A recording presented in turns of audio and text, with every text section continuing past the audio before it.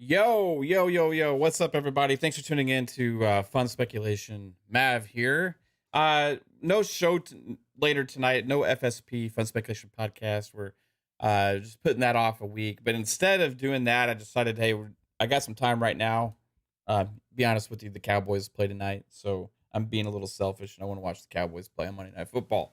But instead of doing our regular show, I've been thinking a lot about something, and I wanted to kind of, I guess, not really have an argument about it, but put some information out there that's been public that seems like a lot of people ignore a lot of facts and stuff. But before we get started on the conversation, I want to say shout out to the chat and everybody watching this either live or after the fact.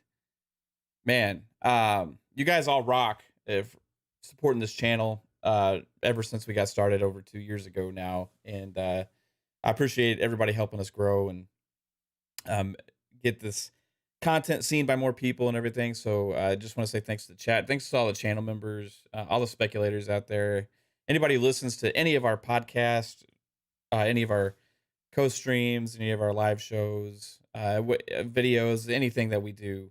Just really means a lot to have a community. So thank you. And yeah, so I wanted to get into Game Pass. I've been having seen a lot of this because of the Activision Blizzard acquisition and Call of Duty, and people saying that, Microsoft obviously is throwing their money around, and they're just taking a huge loss to build the library that they have going forward to kind of dominate the industry, using their muscle and not creating. Instead, they're purchasing and acquiring to fill a subscription that they're just losing tons of money on. Like, how can they possibly make any money off of Game Pass? I mean, they're just shelling out so much money that, there's no way to recoup that. And that's how they're trying to take over, by doing stuff that other people can't. And while there's some baseline to that, where how they kind of started this new model within gaming, that it's not really that new. It's only the new aspect to it is the fact that they're putting new games in there, and the fact that they started letting you download your games. Well, that was the new aspect from Game Pass. That was different than other models. And people are like, how are they doing all these third party deals? How are they getting all these games in their day one? Like, why are the devs? How the devs aren't getting paid? The devs, how is it good for them? It's bad for the devs. It's bad for the industry. It's bad for gaming. All this nonsense talk I hear about Game Pass and how it's ultimately going to fail. It's not sustainable, and mainly it's not profitable. And I think the main reason that things, I see you, Nick, says, man, I hope our team kicks the Giants' ass. I hope so too. I want the Cowboys to win tonight. Yeah, I'm speaking on that ridiculous narrative out there. Asante, what's up, Asante? What's up, RSJ fans, Sir Khalid, Nix, Talos Ray? How's it going, guys? Appreciate you tuning into the stream. Yeah, so seeing this ridiculous narrative out there a lot about Game Pass and how Microsoft is not able to make a profit on it. And there's one big, huge thing that gets missed with this, right? People are just equating to, okay, simple math, right?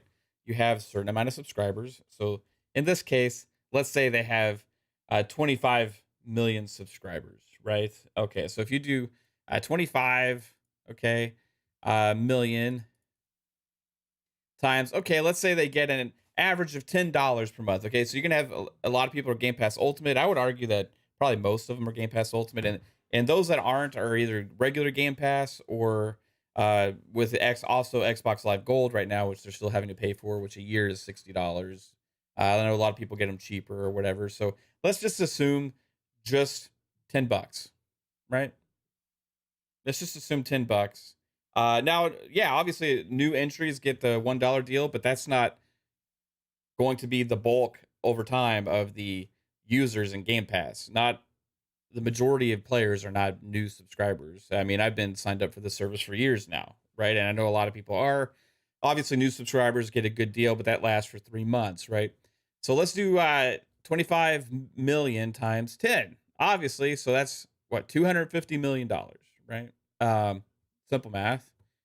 Okay, so that's a month, If you do 12 times 12 months, then you're at $3 billion. Okay. Well, the people are like, well, they spent like $3.5 billion in just funding Game Pass games and sending money to publishers to get games in Game Pass and all these kind of things, right? So they're losing money.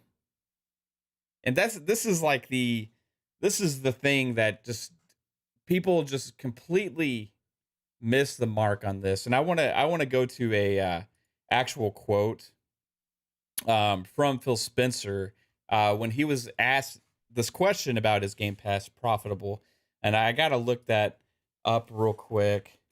I actually had it on a thread here on Twitter in which I was somebody was just not understanding what the heck I was trying to say. People are just began making the argument, like I said, that Game Pass is losing money and Microsoft is taking a huge loss, right? Yeah, and they are in the acquisition phase, so that's a part of it. But there's a bunch of things you cannot quantify with Game Pass, and this is why you can't just do the apples to apples numbers. You can't just take the amount of subscribers versus the amount going out to fund Game Pass games, right? There's much more nuance to that, and I want to go over those nuances and kind of explain a little bit. So let me get this thread here real quick, if I can find it.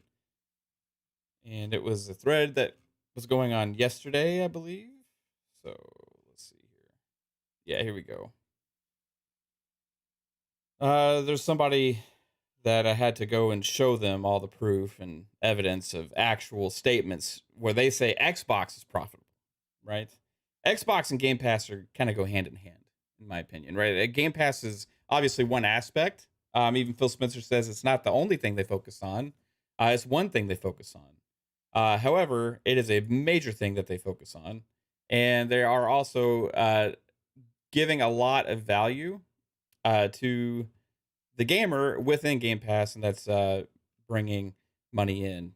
I'm joined here by Jasper as well, dude. What's up, man? Yo. How's it going? I think you're coming in through your webcam. Yeah, no problem, dude. So this argument was being made to me that said, just because they haven't released any doesn't mean they aren't developing games. Microsoft paid out $2.5 billion in payments to third-party developers to put games in Game Pass. Well, even if we went with a $3 billion number that I had, that's still a profit, even with that aspect. This person says they aren't making $4.5 billion off Game Pass either. That was using the $15 Game Pass Ultimate type number, and 25 million, I think, is where that came in.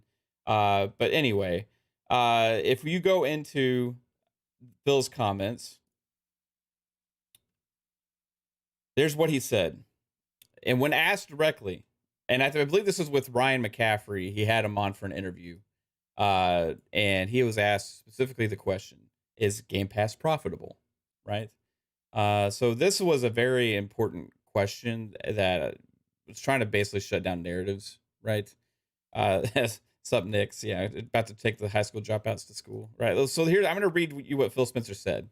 He says, so when we look at the economics of Game Pass, it's not just how many games a subscriber is playing in a subscription and if they would have purchased those games or some number of games, or what's the trade-off on purchase versus subscriber revenue. Basically, that's what I'm getting at. You can't just go one for one. You can't say, well, if there's this amount of subscribers and you're getting this much money and you're paying this much out, what's the difference there? Is it a loss or is it a profit? You can't just quantify that with Game Pass. It's much more intricate than that, and especially in gaming, which is different than movies and TV. We really never look at it that way, he says. What we do is say, are we growing the number of players on our platforms? And are they playing more often? And from that activity, we see the business grows, which Xbox has been growing substantially this generation. In fact, gaining market share, right? Also outpacing 360 in sales, and not on just the console aspect, which with the Xbox ecosystem, console is just one avenue to access the ecosystem, period, and only one avenue to access Game Pass. We even saw with Fortnite, people are making accounts into Xbox Live on to xCloud and stuff like that just to play a free game. Now, Microsoft, do they see money from that? Guess what? If people make microtransactions within that service, yes, they do. Also, so what we do say, are we growing the number of players on our platform, and are they playing more often? And from that activity, we see the business grows. The number one metric that we got to see is our business is actually growing, is our people playing more on that platform. He goes on to say, there is nothing about review scores. There's nothing about retail sales of consoles, retail sales of games. The number one sign that our platform is healthy and growing is actually engagement on the platform from players. And that is what Game Pass is growing. So our business continues to grow and be profitable at Xbox, and we are proud of that. Also, in Apple case where Microsoft had to reveal a bunch of information, they also revealed that Xbox is profitable. People take the fact that they take a loss on consoles alone as the fact that they're not profitable, which is not true at all. Xbox is actually very profitable, and they actually release the quarterly financials every quarter in which you can actually see that Xbox is profitable. So if Game Pass is losing so much fucking money, how is Xbox profitable when they're giving away all these games for free? Jasper, how is it possible, man? I don't know. There's no answer to that. There's no answer? Come on. What? I'll give you the answers. Okay. Number one answer, right? Now, if you buy, are you saying how is it profitable? Yeah, I thought you were saying how is it not profitable? How is it profitable? Yeah, how? Well, I mean, it brings in hundreds of people, like yeah, millions. Yeah, I guess millions, thousands, whatever. Yeah, I'm trying to get you on the damn screen here. Hold on. Hey, look! Oh my God, there's Jasper. You see my dumbass calculator here where I did 25 million times 10, just to make sure I'm accurate here. Yeah, I'll get Jasper up on the screen here. Yeah, we get to see Jasper, baby. Oh, I'm gonna do something cool. We're gonna get to see Jasper on my TV back there. That'll be fun. Oh, okay. Y'all want to see Jasper on my TV? Jasper's joining us live via satellite. Shout out to Jasper. Thanks, dude, for hopping in here. Yeah, so one aspect, Jasper, obviously, is when you play a game in Game Pass, right? You were potentially going to buy that game, or you weren't planning on buying the game. Either way, right? I mean, I've spent money on games. Like, I feel like if I get it on Game Pass, it's free, so like I'm more likely to just like drop $10 on whatever currency is in that game, you know? Yeah, exactly. So that's one avenue, right? So a lot of the games in Game Pass, not all of them, right, have microtransactions in them, right? So that's one avenue, right? You have in-game content, you have engagement, you have battle passes, you have other avenues that a lot of these games have. So guess what? When you all of a sudden have a player base of, let's say, because the last public numbers was 25 million that have access to a game all of a sudden, you have a potential of getting in-game content sales for the developer and also for Microsoft, which they make a cut on that, right? So that's one avenue, right, that they make money on, okay? Another avenue, now, Xbox has gone on to say this numerous times, actually, and Phil Spencer said this himself. Guess who spends more money on games than anybody else in the Xbox ecosystem? Game Pass subscribers. What? That's crazy. What? I thought we were just moochers, just like subscribing to a thing to get games for free and not spending any money. How are Game Pass users actually spending more money than other users? I don't understand. Maybe because it's the biggest enthusiast and hardcore gamers are using Game Pass as well. The people that play more variety in games, you know, it's more likely to be on that ecosystem, spend more time on it, spend more money in other places on that ecosystem. Yeah, that makes sense.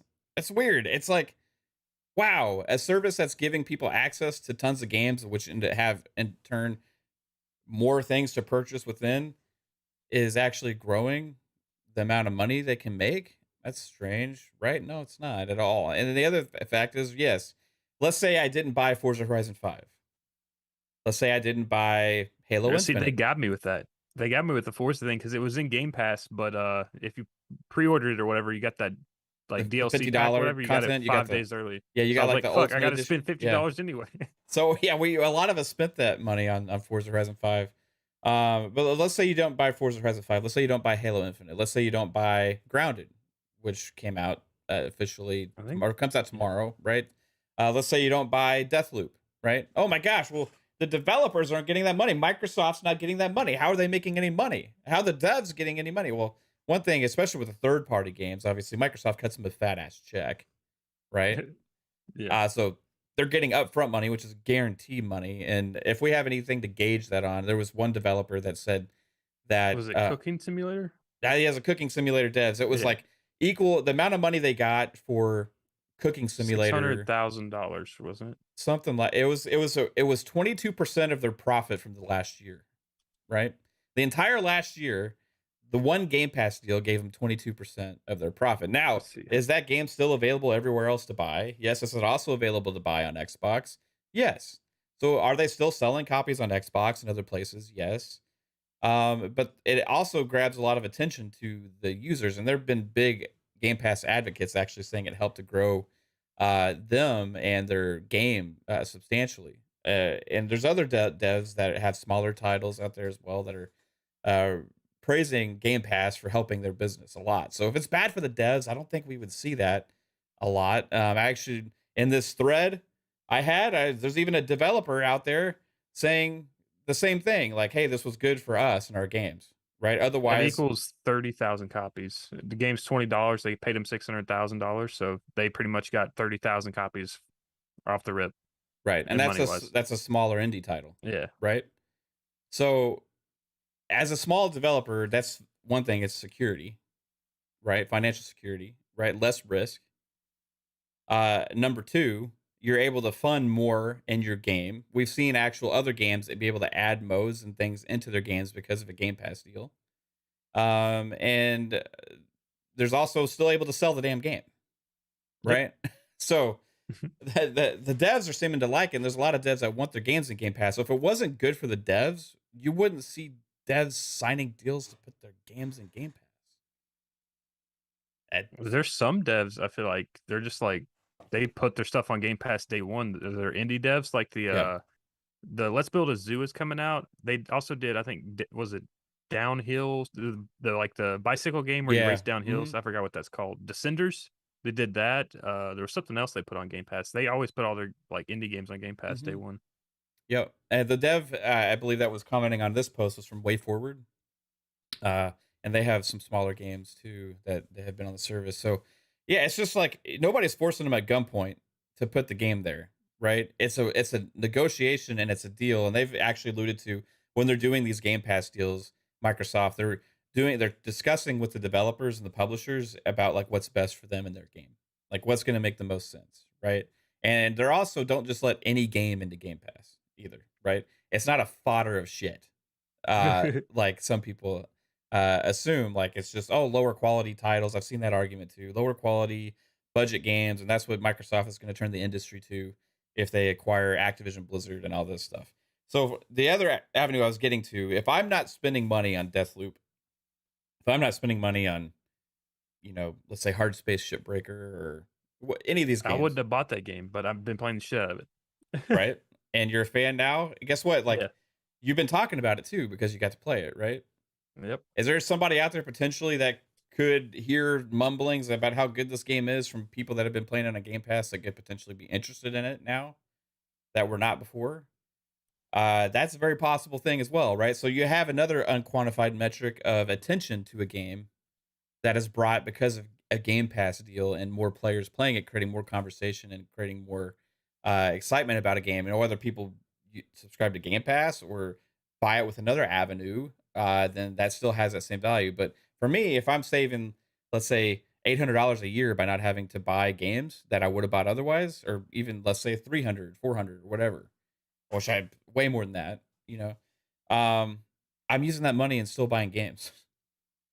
I'm still buying games. I'm just buying more games, right? Than I would have bought before and playing those other games I would have bought in Game Pass day one, right? Um, so there's so many different avenues and why this is a success and why that Xbox is profitable and Game Pass is helping grow Xbox, right? So that's the number one metric. All that matters is Game Pass profitable one for one versus outgoing funds to publishers, developers versus subscription numbers. That case can be argued. Who knows exactly? Only people that know that metric is Microsoft. But the other metric of how much business Game Pass is bringing into Xbox with all these other scenarios, you can't quantify that. Microsoft can't even probably quantify that. They can probably have some guesstimates and stuff like that, but for the developers themselves, for Xbox themselves, you can't. There's no exact numbers to specify on these points. Maybe they can track the transaction revenue from games that are in Game Pass, right? I would think they could probably track that. And if you even added that up plus the subscription models, I would probably think even with those two alone, you'd probably be in the green there. But all these other metrics, man, like the dollar spent in the ecosystem, bringing new people into the ecosystem that have never been here before, and also still spending money on other games are all these different aspects that people don't even think about when judging Game Pass. And that's why I think PlayStation's missing the mark on not thinking that their service could be sustainable. You know what I mean? Like, why do you think PlayStation's doing 10 live service games, guys? Why do you think that is? They can do the Ubisoft route and hope one hits. That? Yeah.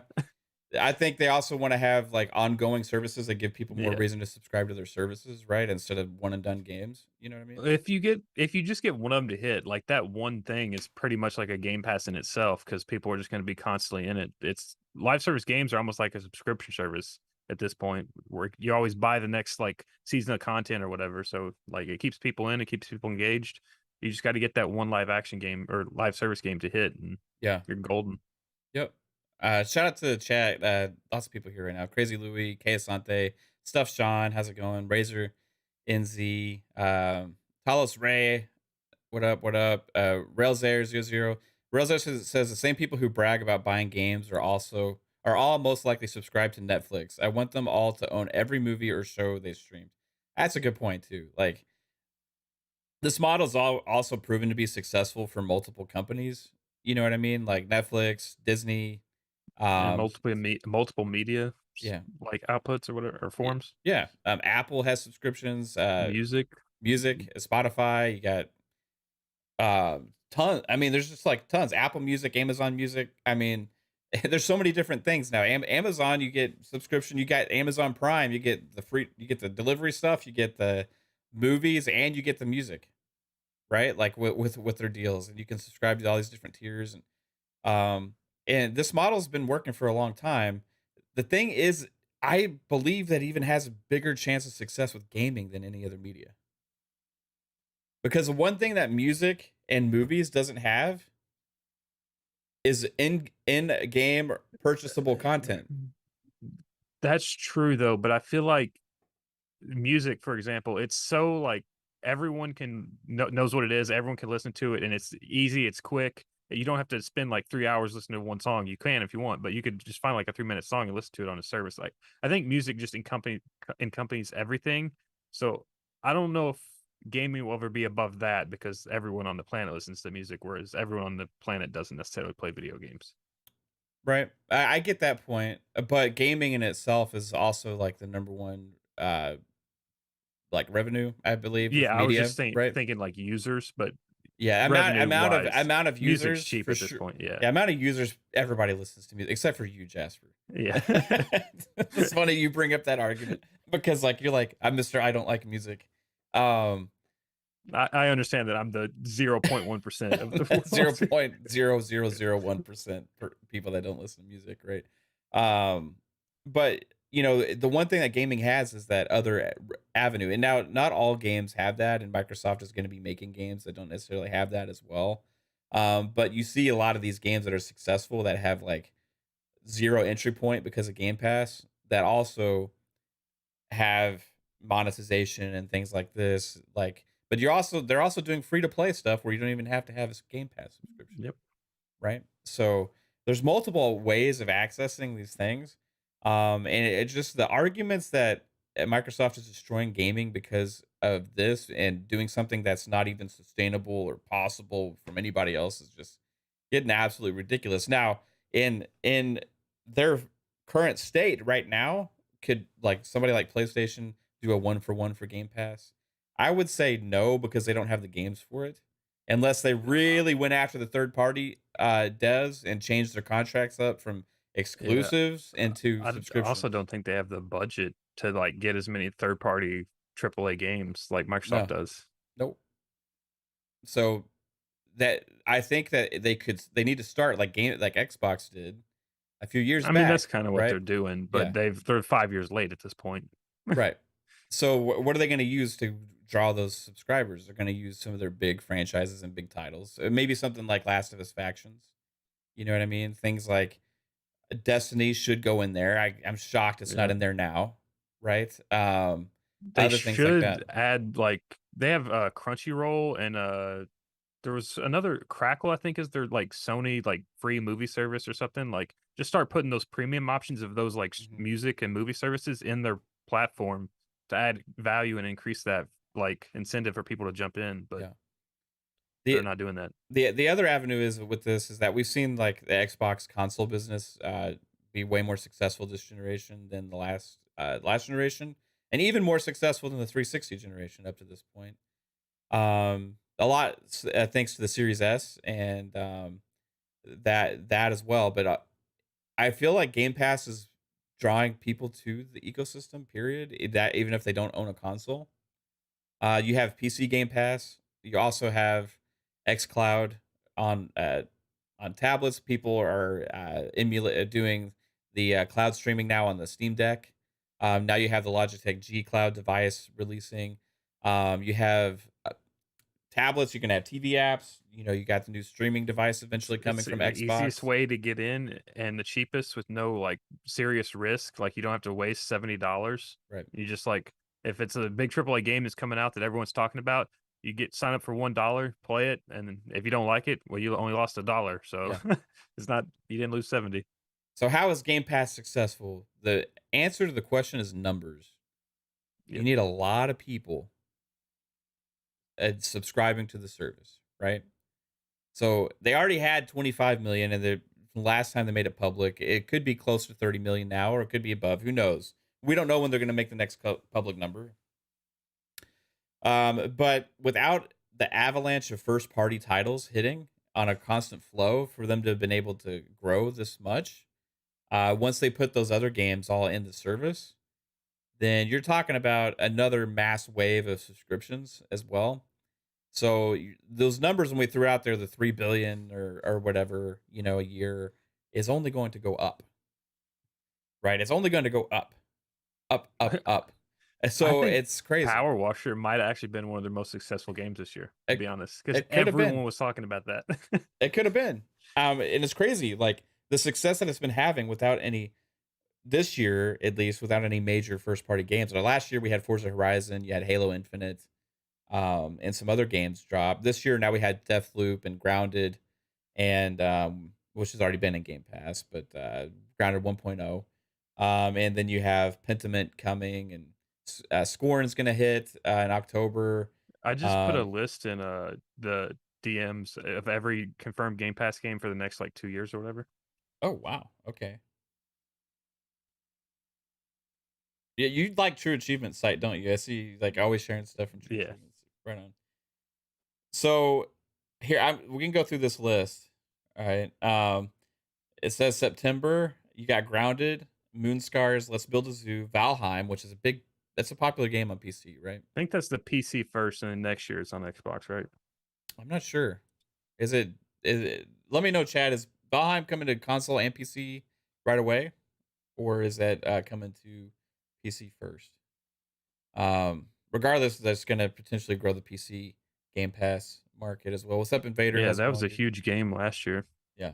Valheim.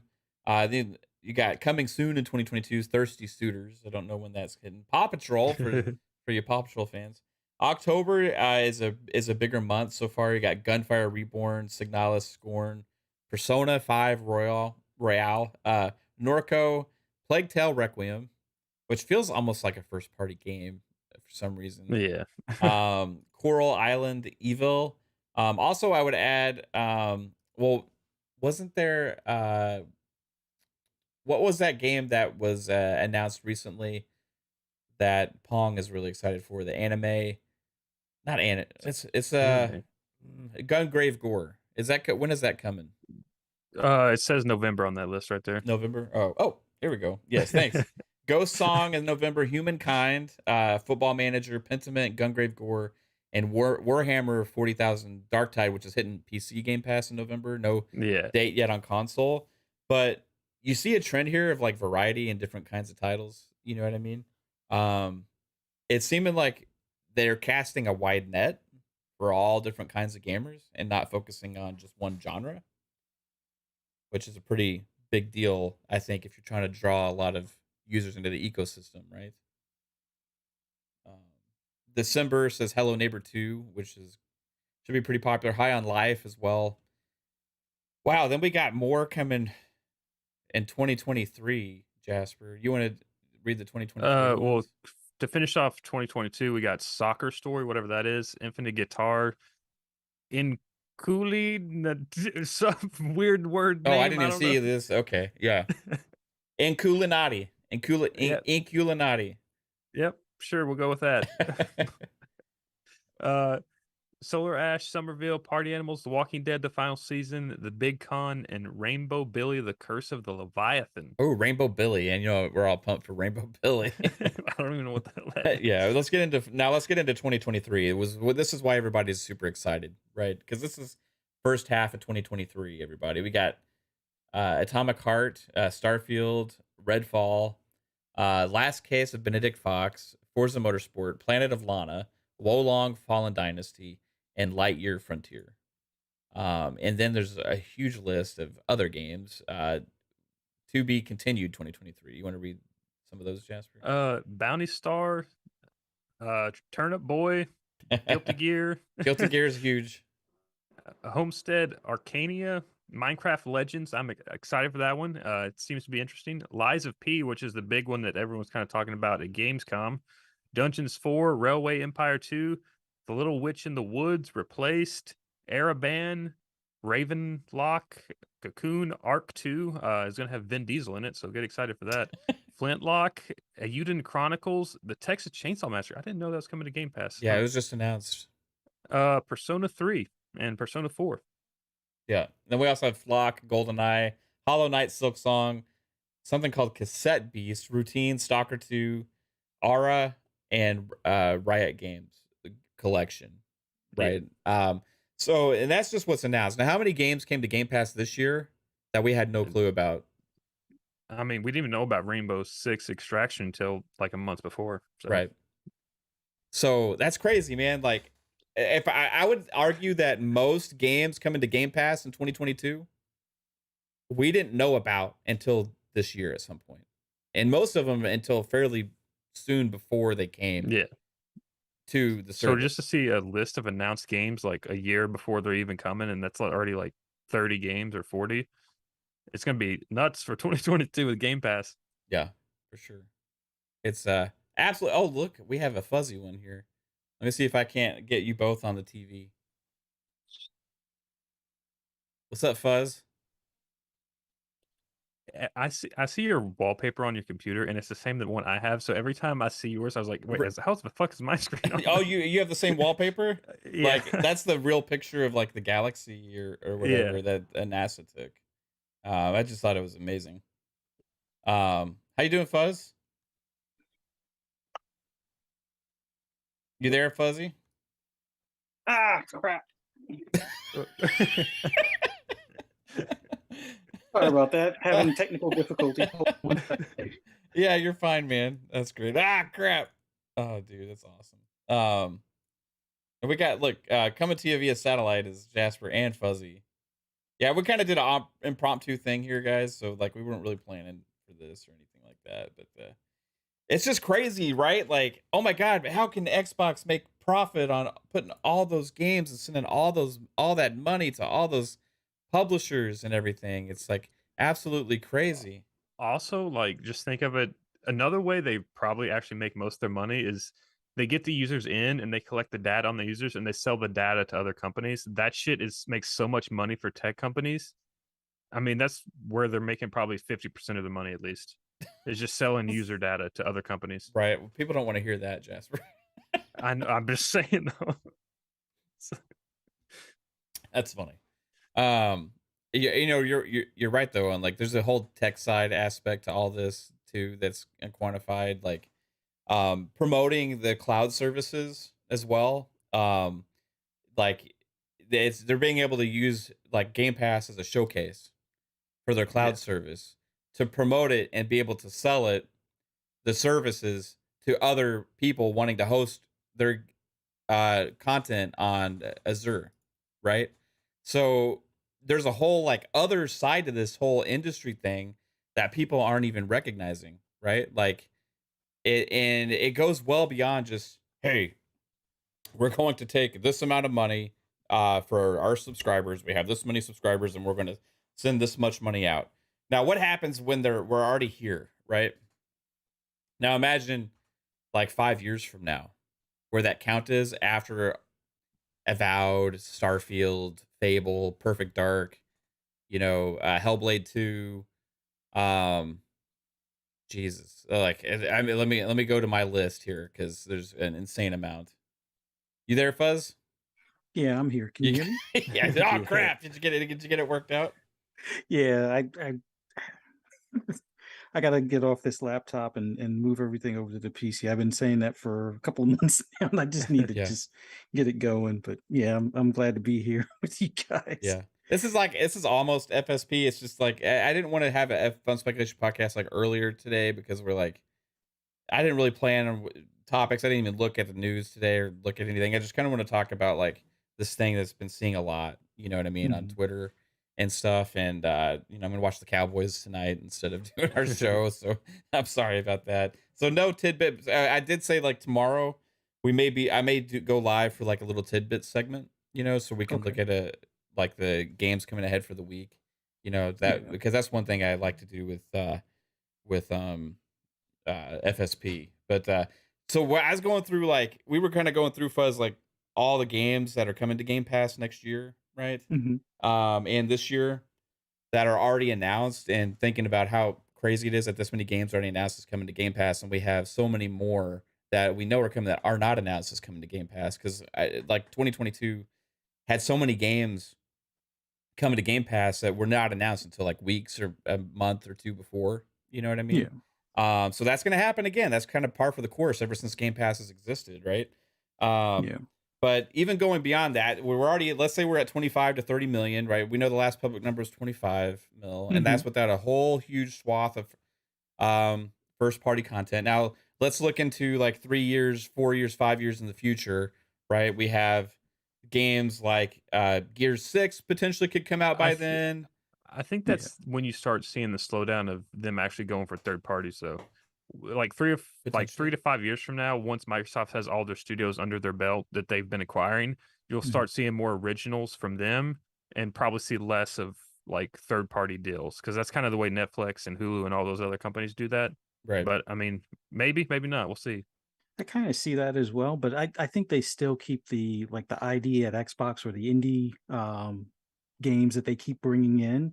I think that stays at the same steady pace, just because Yeah, for sure. I think they want that variety aspect. But yeah, I don't think we'll see as many of like the Big AAA ones the where they cost Ubisoft millions. day and Yeah. date things, except for if they do the whole Ubisoft Play or Ubisoft Plus type of deal.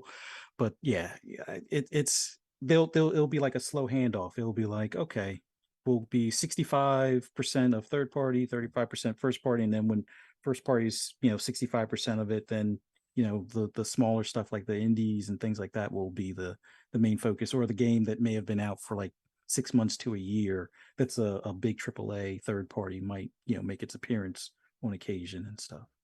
Yeah. I'm gonna get back to this list too. So some of these were already 2023, right? But Mhm.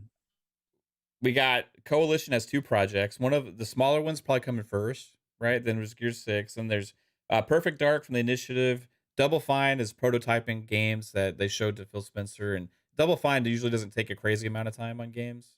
And they usually have more than one project going at a time. And in their past, we'll see exactly what their future is going to hold. But they're capable of big games, they're capable of small games, they're capable of a lot of different things. The one thing that is synonymous with Double Fine is actually quality and reviewing well, and creating an audience for little random quirky games, right?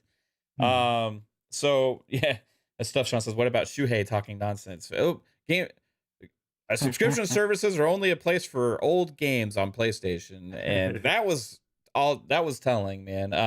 That was But crazy to who plays hear. old games? Yeah, Wasn't that Only another what? Xbox Sony people. quote? Yeah, that's why they're funding third party games occasionally day one on their service, right? Hmm. It's just it's doing one thing and then talking out of your ass on the other. Steampunk, first person RPG from In Exile. They also have another project out there. You got Hellblade 2, Project Mara.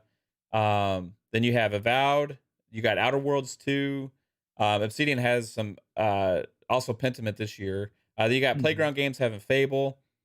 You got Rare with Everwild. You got Undead with State of Decay 3. You got Contraband. You got Starfield and Elder Scrolls 6. Then you got Redfall next year. You also have whatever id's working on. ZeniMax Online has some big new game that they've said they're working on, but they have not officially announced yet.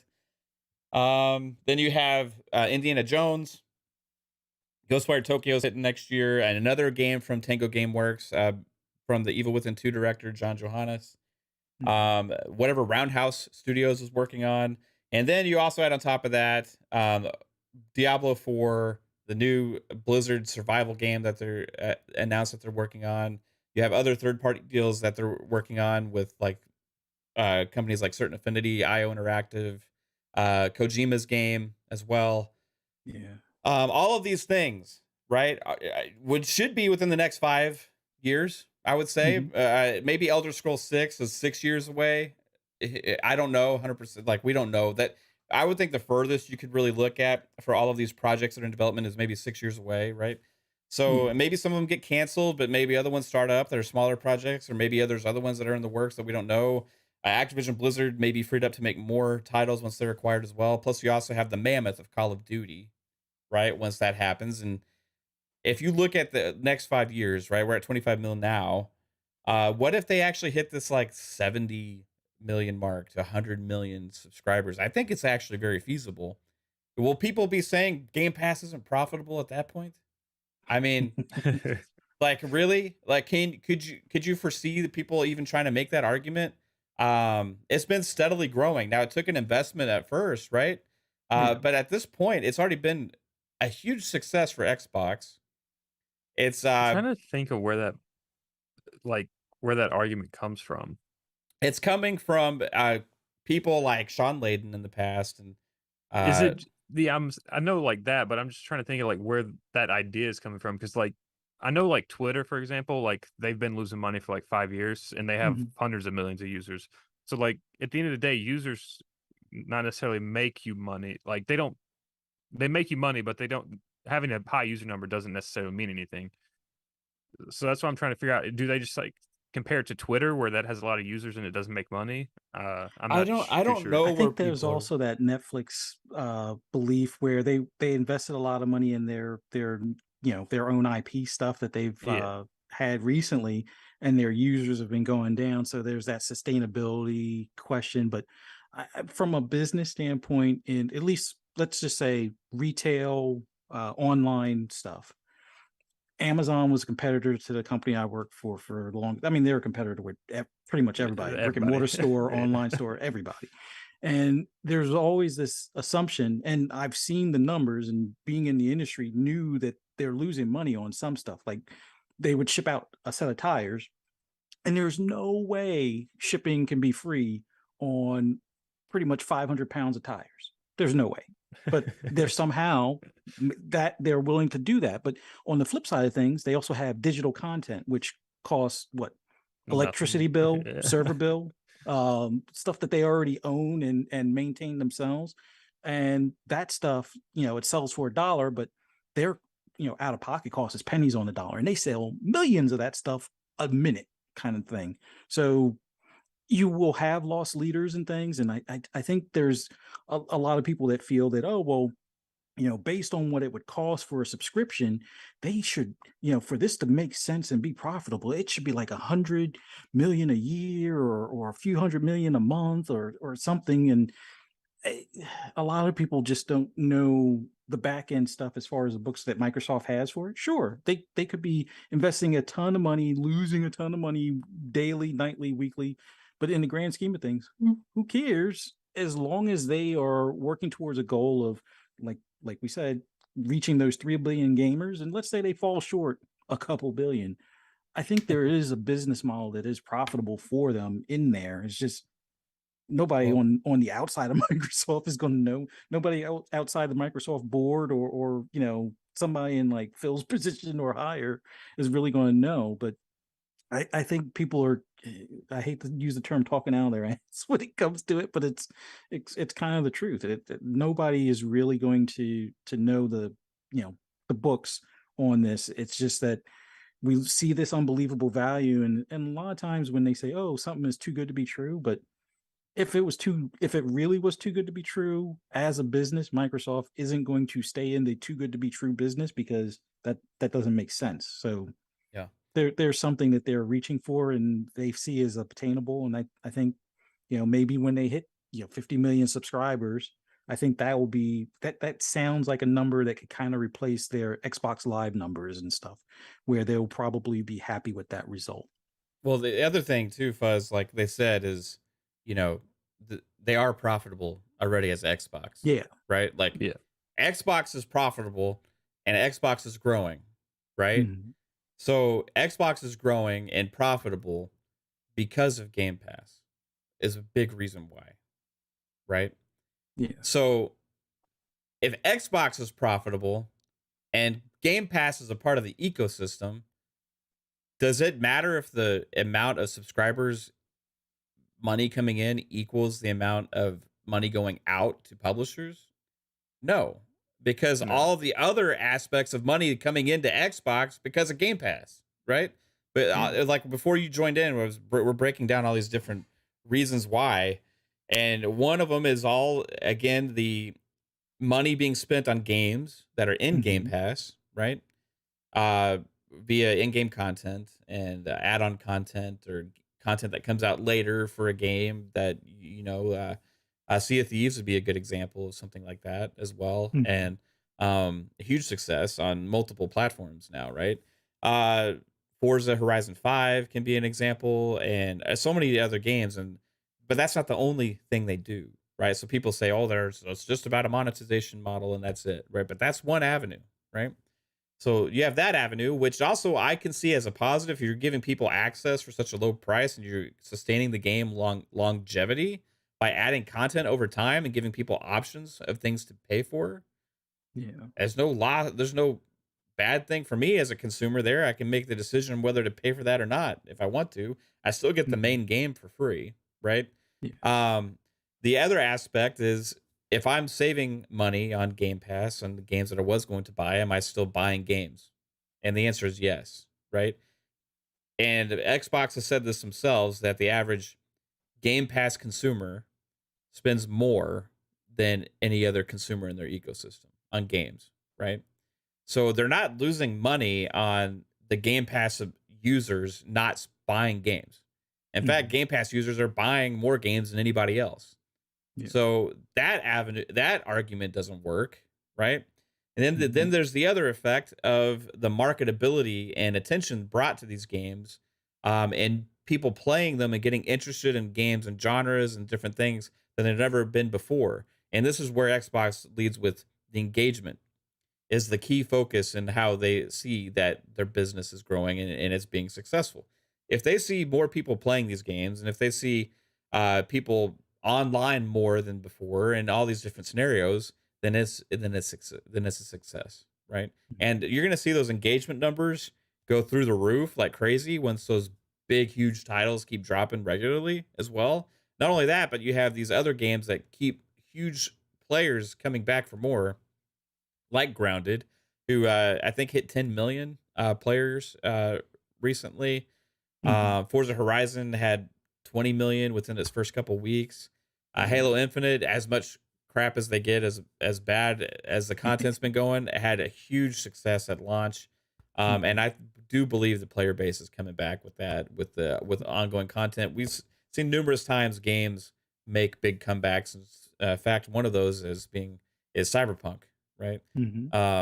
More and more games do that, and it's not a new thing that a game can make a recovery now, especially if you have a service like Game Pass where the barrier for entry is 0 for people that already subscribe, or so low that it gives people an opportunity to try something that's getting a lot of hype and attention. Once you see people talking about games, once you see people streaming games, once you see people excited and positivity around there, you're more likely to get people to, hey, I want to dive in and check that out. So there's that whole other effect, and there's no easy way. Like Microsoft can't go and put a number to that. How many new people are playing games because of Game Pass? The only way you could do that would be just subscribers only. But what about the attention that the games got that brought people into the ecosystem, period, or just heard about a game or bought a game because so many people are playing it? And this is why the indie devs and the smaller devs love Game Pass, because guess what? When they had a game that was just going to get lost in the game store shuffle, right? When you go to the game store right now, how many like hundreds of games are there that you've never heard of before? Right? There's a ton, right? And if you're like a casual audience or whatever, and you're like, oh man, I don't even know like what these games are, I'm not going to spend 20-30 bucks on this. But when you are in Game Pass, guess what? There's 0 barrier of entry there, and there's no reason not to try it if you're at least a little bit interested, right? And you might become a fan of that game, of that genre, of the developer. You look forward to the other games coming forward. It has massive effects that you can't quantify just one for one. And even if you do quantify one for one, they're pretty damn close.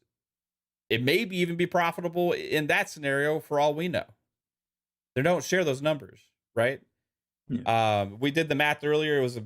We could ballpark it potentially at around 25 million a month, or 250 million a month if there was 25 million users and $10 obviously per subscriber. Then you do that times 12. It ended up being like 3 billion a year. Jesus, that's crazy. That's only as now, right? That's only now. And now you do that times 70 million, 100 million. I want to do the math on that. That'll be fun to do. Okay. Let's say they raise it. If they raise it to 50 million, it's the easy math. That'll be 6 billion a year, right? Yeah. Okay. So if they raise it to 100 million, it's 12 billion a year, right? I don't need a calculator for that. 12 billion dollars a year if they reach 100 million subs at $9.99 a month, right? Yeah. That's not even Game Pass Ultimate users. Okay, so can they afford to bring in people at $1 and try and get them hooked in the ecosystem? Yeah, they absolutely can, right? The math works, guys, and I think it's going to become a very sustainable way for multiple gaming companies to use in the future. EA has a subscription service. Ubisoft has a subscription service. Amazon has a subscription service for gaming. Apple has a subscription service for gaming. Google has a subscription service for gaming. The one thing that makes Microsoft different from a lot of these people, though, is Microsoft runs their own servers, so they don't have to necessarily pay for server fees. That came up with the EU discussion, right? And they actually addressed that and have changed the way they're doing their licensing for people using their services, and giving more flexibility and options. That came up with part of the EU argument. Because that's where a lot of those companies like Netflix lose money, is because they have 100 million users, but they got to pay Amazon billions of dollars in server fees. Yeah. They got to pay Amazon Web Services and all that stuff, right? And Xbox will make money on the other people using their services as well, for sure. You know what I mean? Yeah. And that's part of it. But is that why? Maybe that's why PlayStation subscription services it costs more on a monthly basis, right? No, that's just because it's PlayStation. Maybe, probably. They do it because they can. Right. It's just interesting. Like I just wanted to kind of shut down those arguments because like this, it's just see it so much. if you go onto like a thread about Activision Blizzard, or if you go onto a thread about my Game Pass or whatever, you're gonna see somebody say this is ruining the industry. They're nobody wants their like low quality fodder stuff in there that they're ruining. Like, I think and that's just people that aren't on the platform. you They're think kind so? of salty that they can't pay for Game Pass for $10 a month to play the latest cool games. You know? Yeah. So I'm gonna go to this thread again. I want to read this person. I'm not gonna say their name because I don't like to call people out on here often. I will occasionally if it's very warranted. But this person was trying to have a debate on this and debating with developers. Actually, developers chimed in on this, right? That have games in Game Pass. And Oh, is this your Twitter thing? yeah, this is my Twitter thing. I just got to find it again because I closed it a minute ago. Yeah, you put I think you put it in our DMs. Yeah. Okay, so here we go. Let me go into this thread. Let me see here. Which dude did I put it in? Fun Spec Fam? I think it was Ultimate, maybe. It was it last night or? Yeah, I believe so. Nah, gaming. Let's see. I'm gonna find it. I wasn't. I just went live. Sorry. Guys. Maybe it was. I think family. Twitter's acting up because I tried to go back in some of the DMs and it's like can't retrieve it this time. Yeah, it was the family one. It was yesterday. Okay, it's probably right. It's okay. Here we go. Right. Yeah. So this is from Way Forward Games, right? So I put still boggles my mind how many people don't realize devs who put their game on Game Pass received a lot of money to do so. If it didn't make sense for them, then why? Then they wouldn't have agreed to put it in Game Pass, plain and simple, right?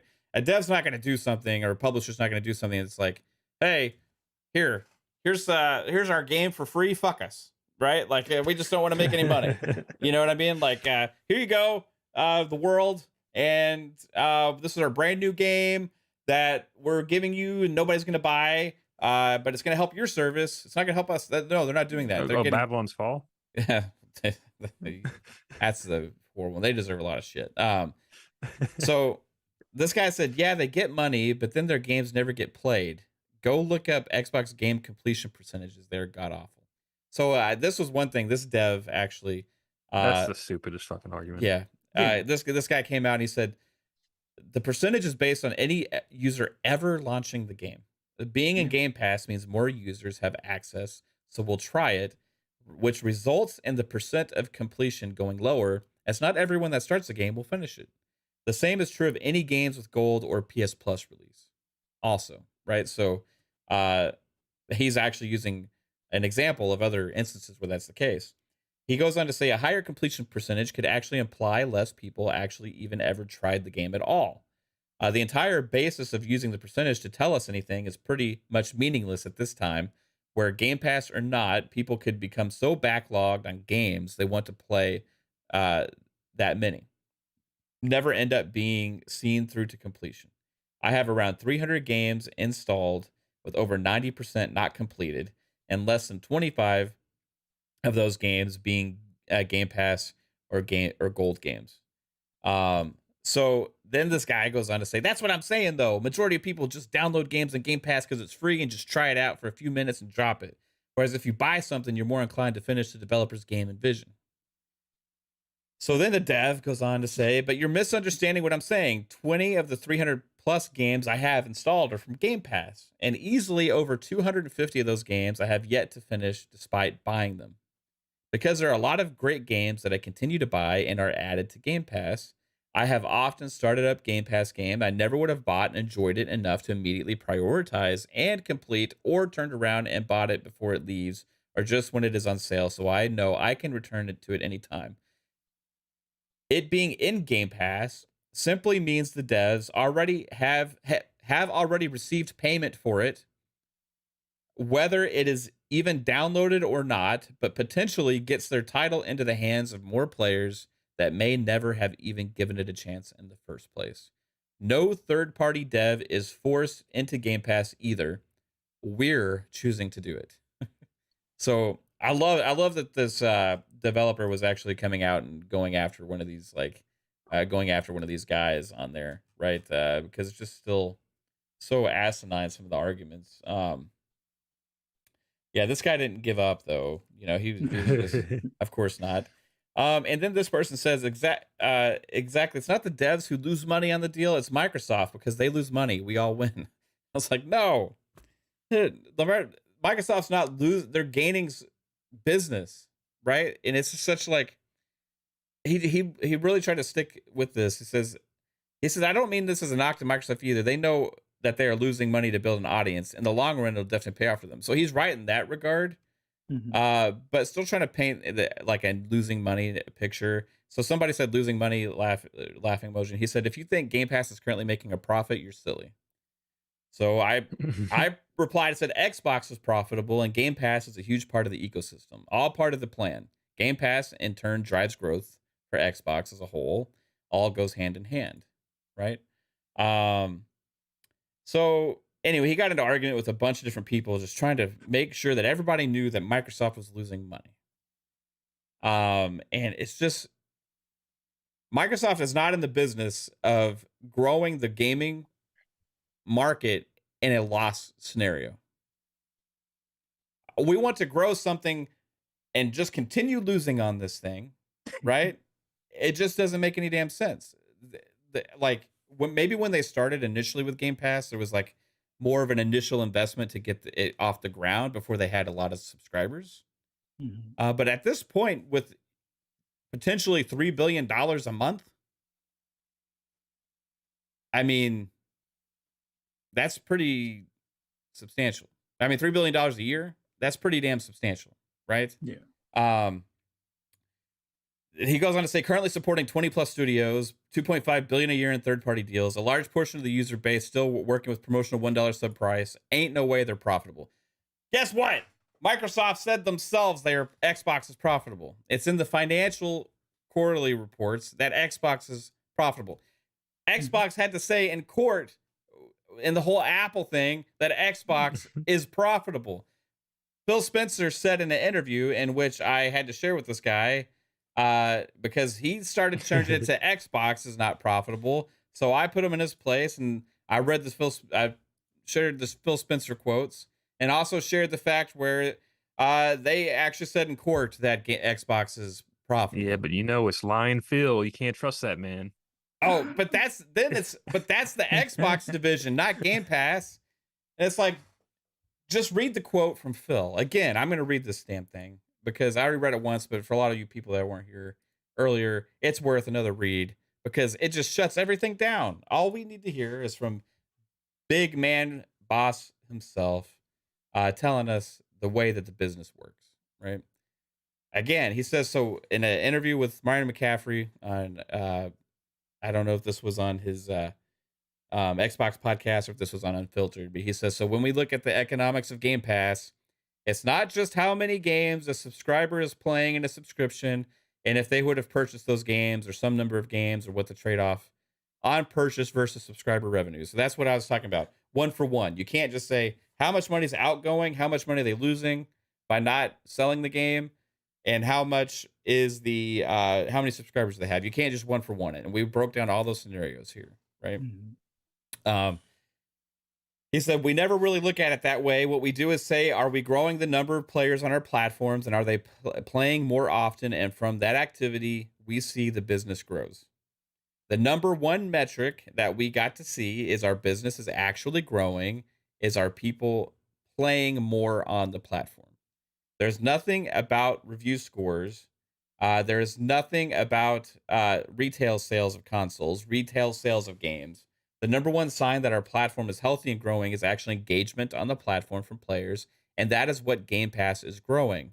So our business continues to grow and be profitable at Xbox. And we are proud of that. But Xbox isn't profitable because they're just giving tons of money away. So I mean, it doesn't work. It's not sustainable.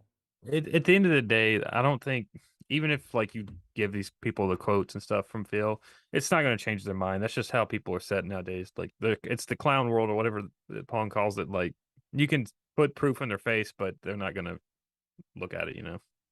Yeah. Oh, Mr. Mr. Nichols says, so another Xbox content creator telling us how Microsoft going to win when Sony is still number one. Why is Sony number one with the highest price system and $70 games, Game Pass users under 30 million, Sony console almost at 20 plus million consoles sold? Did I say Xbox was going to be number one? No. Did anybody here say that? Mr. Nichols, did I say that?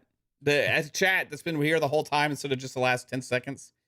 Has anybody heard me say that Xbox is going to be number one this entire stream? Did I say they're going to surpass Sony as number one? I don't even know why people worry about it. It's like, all right, there's a world where Coke and Pepsi still exists. There's a world where, the Ford F-150 exists, and all the other, like Silverado, the Tundra, all of them exist. Yeah, wasn't Ford like the top motor company a long time ago, and now it's like Tesla in America? So these numbers can change it all the time. Yeah, it's. I mean, sure, I have plenty of shares in Microsoft. I have plenty of shares in Sony, and I'm actually more pissed off about my shares in Sony because they're losing, what was it, 50? That's almost $50, I think, within the past year. It's 45% down year to date. Yeah, hey, as somebody that's retired, everything I have invested counts. So seeing their shares drop hurts a little bit more compared to the drop I saw across the board on shares, or even for Microsoft. Because if the shares for Microsoft are 350 and it goes down to 270, okay, that I probably lost more money per share, but they're still, from the time when I invested, when Microsoft was like in the $50 range. But who cares if they're number one, as long as you're doesn't matter in the game, or the games that or the service they provide. That's all that matters. 47% year to date. Yeah, that's among the highest in the gaming industry, or tech industry also, not just gaming. But Sony's struggling on their financials with their value anyway. You know what I mean? And a lot of that's due to confidence from investors, right? Like, and Nintendo's actually, I think, even up a little bit, or the least amount down. I can't remember. I was looking at theirs. It was in the single digits last time I saw. Other one that struggled mightily was Take-Two, is heavily down. Other ones are either like kind of around the same a year to date or just slightly down. Microsoft as an entire corporation was like down in the 20s. The one thing about different with Sony than Xbox and Microsoft is, PlayStation is their biggest money getter. That's their biggest profit, right? So PlayStation has a much bigger impact on Sony. I think it's something like 30% of their revenue. Microsoft. Yeah. So it's versus, I think Xbox is like less than 14%. Yeah. It's not the only reason they're down. I mean, they're down. Obviously, there's a lot of reasons they're down, but like again, the whole markets are down also. So you can't look too much into that, but it's not good. If you're Sony, you're not happy about that, right? And the thing is, I don't give a shit if Microsoft is number one, if Sony's number one, if Nintendo's number one, if whoever, right? I've been with Microsoft for 20 years. I mean, the thing not changing anytime soon. the thing is that the one thing you can look at from last generation to this generation that is a fact is Sony's lost market share. In the US last generation, they were doing like 2-1 over Xbox. They're pretty much neck and neck in the US. And their Xbox is a lot closer in the other territories. Sony don't like that. They don't like losing market share in a generation, right? Game Pass is growing Xbox. Regardless of who's number one, I never said Xbox is going to be number one. Potentially it could happen. I don't know. I'm not going to make that prediction. It depends on what Sony does. You know what I mean? Like PlayStation selling tons of consoles. They have a household name. They're a great name. I enjoy PlayStation. I got one right here. Right? I haven't been playing it that much lately because there haven't been as many new games come out for it as I want. It also depends on what they're number one in. Like console sales, that's Nintendo. So what are they number one in? You got to also say that too. And gaming revenue, right? And actually, I think if you look at that, like Tencent may actually be number one. So like it's really, there's not like a good argument to even make. That's like old console war bullshit. Like, and what is it? What is the metric on that? Is it, if you're right, Fuzzy and Jasper, if it's console sales is the metric, that is so not important anymore. And even PlayStation themselves said that you can't really gauge the market anymore based on console sales. That's why PlayStation is going more to PC, and that's why they just acquired a mobile developer as well. They're doing all these different things to grow their base, just like Xbox did. If you go after the same 150 million gamers every generation, right? Which was like the most consoles they sold was like in the PS2 era. I think it was like 150 mil, right? They haven't reached that number again. PlayStation hasn't on any console. The PS3 obviously didn't. It was like half of the PS2. The PS4 is like 120s now, I think. And they only had allocated a couple more million in production, I believe, when they allocated keeping that going for a little while. So it's not going to surpass PS2. PS5 is probably not going to surpass PS2 as well. But even if it does, it's going to be. I don't think any console going forward. PS4, yeah. Right. I don't think so either. If you sell your platform only to people that can afford to buy a $500 box or $400 box, you're limiting your ecosystem, and you're limiting your 20 growth years. potential. The console market's going to go down in numbers anyway. Yeah, you're As going to have it opens up to cloud devices and more PC stuff, and gaming is I mean, it's becoming just- less about having to own a specific box to access. that's it. just the where technology's going. Right. So Yeah. So it's just the old arguments and the old ways of thinking are injected a lot into this new way of gaming business, and it doesn't work anymore. Like these old metrics, like Nintendo sold more than Sega. Yeah, that mattered then, right? Even in a market where you can access Xbox on an iPad, on a phone, on your PC, on an app on your television set, they are still gaining market share on console sales in the US at a crazy amount. I mean, it's where it was like 2-to-1 last generation. They're about like probably like 4 or It's like 5. 1.2 to 1. Like, yeah, it's like 80% of or 90%. You know, it's really close. It's really close. In fact, at one point they were about to surpass them. Then there's like 10,000 more here and there, you know, week to week. So it's pretty crazy. Now, what's going to happen in the future with the console business? I don't know. I think Xbox is going to keep making consoles for a while. Eventually, when there's less need for it, they could phase out. Same with any console manufacturer out there as well. But that's going to be a long time from now, and nothing that anybody needs to worry about or even think about right now, which I've also seen that argument as well coming up recently. Who's going to be first to leave the console market? Right, I've seen that. I've seen polls and stuff like that. It's like none of this stuff matters. What matters is the amount of people you're bringing into the ecosystem, and if you have a good device for them to play on as an option, and if you have games that are going to be coming to the platform.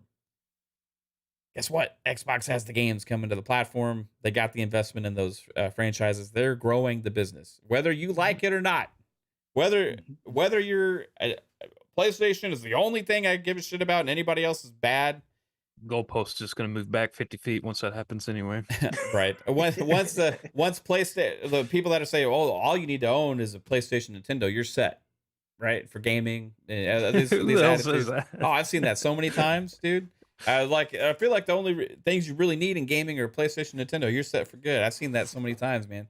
Like the more people start seeing these games and the value is there in front of the consumer more and more. And it Yeah, gets a lot of talked people about, are it's like just, in the now. They don't like necessarily look towards the future and stuff. So yeah, people, that is 100%, man. And that's the number one thing. It's like, but now there's this. Now there's that last generation that was like this. Guess what? Y'all remember the first half of the 360 PS3 generation? no, because they have the brain of a goldfish and they forget. Yeah. Get it. Well, start getting a brain of an elephant because they don't forget, right? Like 360 smashed PS3 for a long time, right? Mhm. Until towards the end of that generation, they played catch up, mainly because of the global audience as well, right? And the whole Blu-ray player aspect. But guess what, guys? Things change. Sega used to be one of the dominant console manufacturers out there. It was Sega versus Nintendo. Sega don't even make a damn console anymore.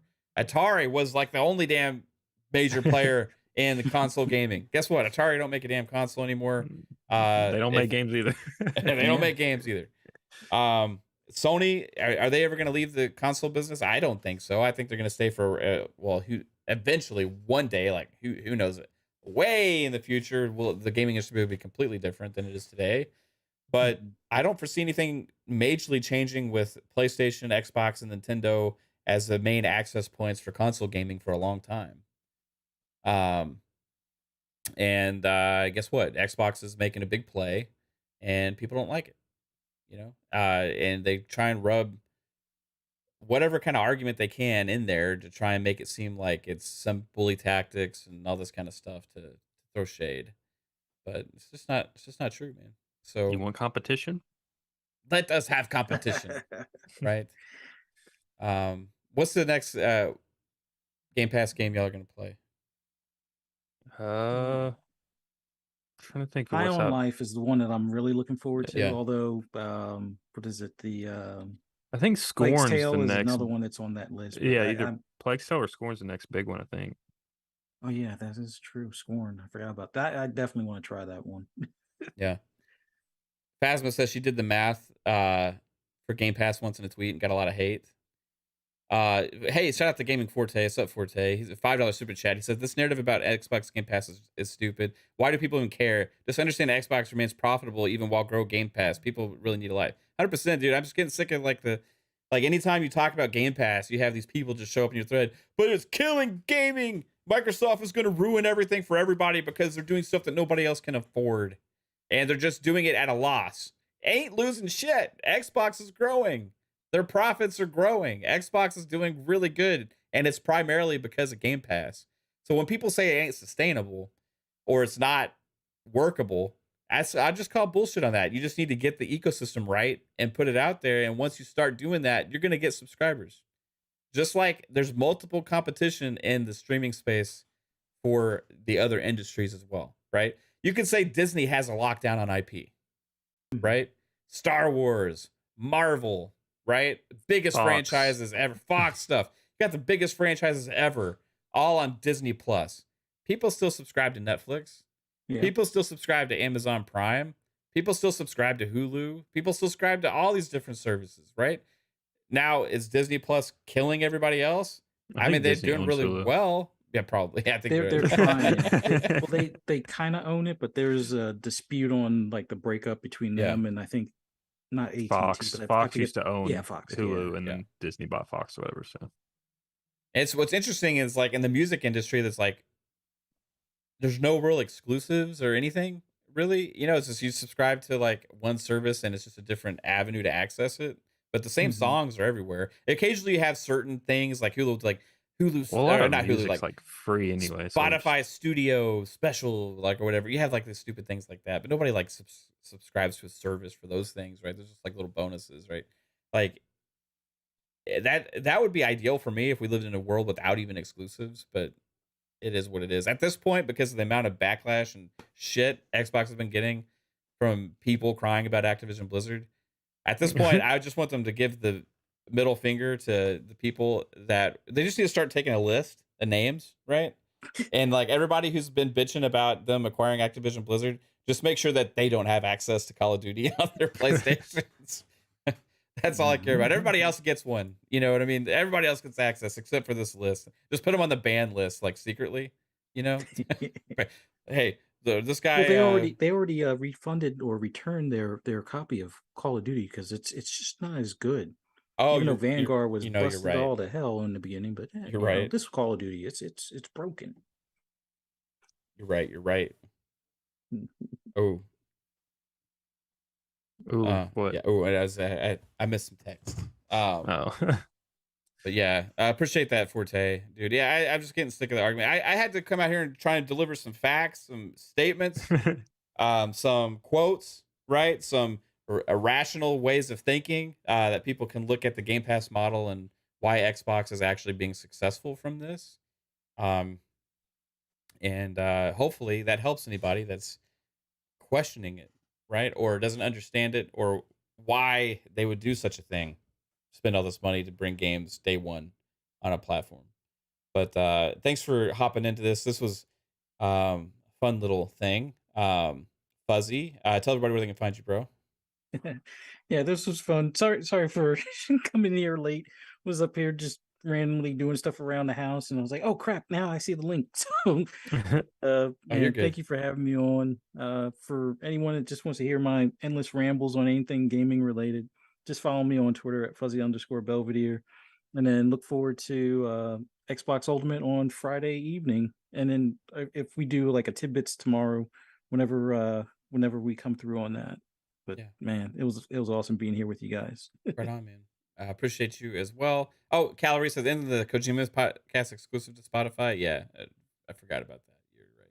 There's probably some exclusive like podcasts and stuff. Yeah, I think Joe Rogan is exclusive, but he can post like he can only post clips on like Twitter and YouTube. He can't like put the whole podcast on YouTube. Right. But the entire podcast is exclusive too. I was just thinking of music. I forgot about podcasts. Yeah. Jasper, what about you, bro? Lore Master himself. Where can everybody find you? Lore Master Jasper on YouTube, Lore Jasper on Twitter. I just put out a little Call of Duty short. The full match will be up tomorrow. So if you want to see some noobs get their butt kicked, I guess just go check that out. Nice. Tidbits, like Matt said, maybe tomorrow, maybe not. We'll see on that. And then Xbox Ultimate is Friday at 9 Eastern. So check that out. Yeah. And I hope you guys enjoyed this little stream here. And we'll be back with our regular shows Thursday, 7 p.m. Eastern for PM in the PM, Xbox Ultimate, 9 p.m. Eastern. I don't know what time I'm going to go live tomorrow for Tidbits. I got to figure out exactly what the schedule is and everything. And we'll be doing that sometime, probably tomorrow in the evening time. And then on Thursday, going to be hanging out with Mr. Boomstick, Double Barrel Gaming for the X Vlog show. I don't know if we made that public yet. I maybe shouldn't have said that. I don't know. But anyway, going to be doing that. And appreciate everybody watching the content. Stay tuned for more game streams and more. I'm going to go watch the Cowboys get their ass kicked. No. Yeah, have a good one, guys. Take it easy. Bye. Later. Bye.